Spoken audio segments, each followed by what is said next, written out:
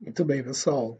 Então, nesse vídeo, nós estamos falando aqui sobre operações com vetores. Então, existe algumas operações que nós podemos fazer com vetores. Então, suponha lá um vetor V de coordenadas 2 e menos 4. Então, se você pegar e quiser achar um outro vetor que é o dobro de V, então como que a gente vai fazer? Isso vai ser duas vezes as coordenadas de V. E aí essa multiplicação resulta no vetor de coordenadas 4 e menos 8. Ok? E como é que a gente faz uma soma? Como que eu faço uma soma? Supondo lá eu tenho um vetor V, vou pegar aqui um outro vetor U. 1 e menos 4, por exemplo.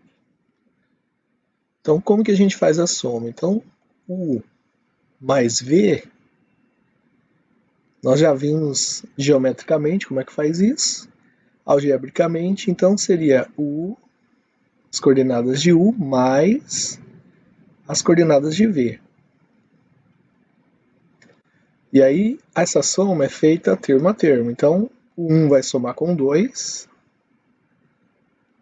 e depois o menos 4 vai somar com menos 4. Então, vai ficar menos 4 mais menos 4. Ok? Então, o vetor U mais V seria o vetor de coordenadas 3 e menos 8. Quando junta menos 4 com menos 4, chegamos a menos 8. O módulo.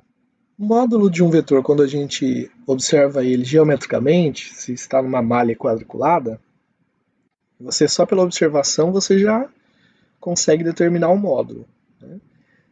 No caso, quando o vetor ele é dado somente por suas coordenadas, o módulo é dado o quê? Pela primeira coordenada ao quadrado, no caso U tem coordenadas 1 e menos 4, mais a segunda coordenada ao quadrado. Ok? Então, esse seria o nosso vetor. 1 mais o módulo dele, né?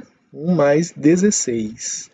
Então, o módulo dele seria igual a raiz de 17. Tudo bem? Então, essa é uma parte, digamos, algébrica, né? Para a gente determinar como é que faz a soma de vetores e a multiplicação de vetores por um determinado número. Tudo bem? E nós já vimos a parte geométrica na outra parte do vídeo. Até mais.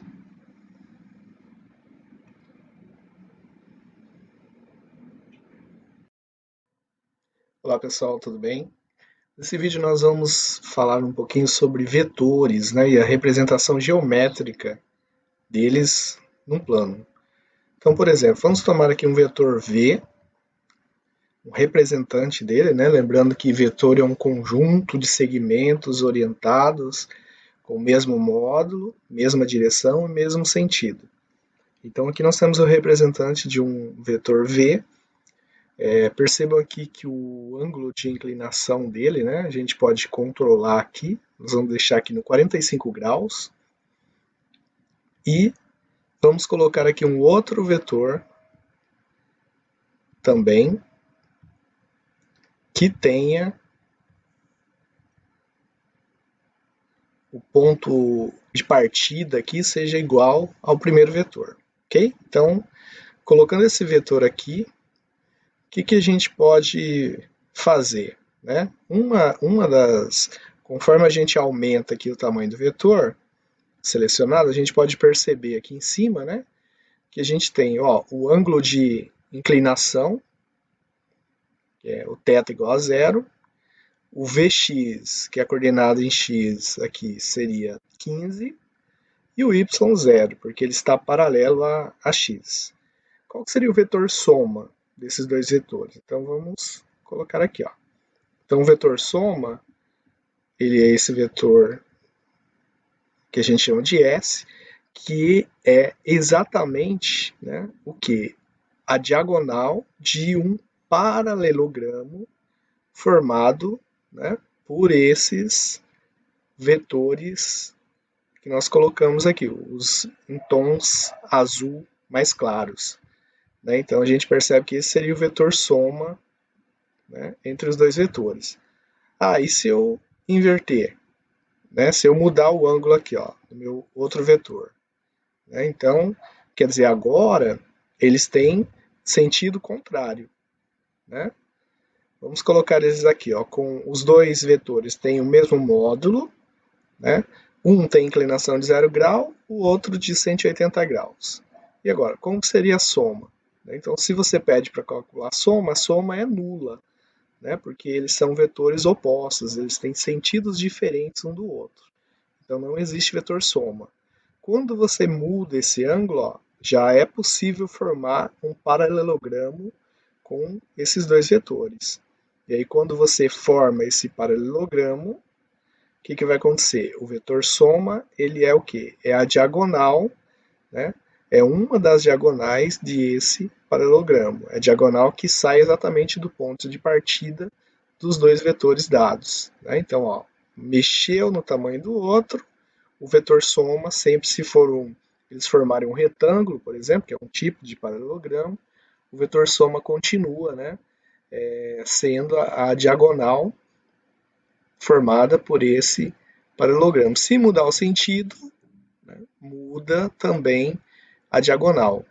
A diagonal ela continua valendo essa ideia de ser a diagonal menor do paralelogramo, né? Nesse caso aqui é a menor, se você muda o formato, ela pode ser a maior.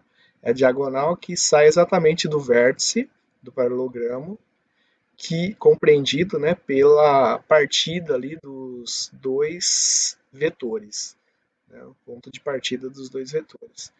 Ok? Então esse vídeo é para a gente ter exatamente essa discussão, né, a respeito de ângulo, tamanho de vetor, né, e o vetor soma.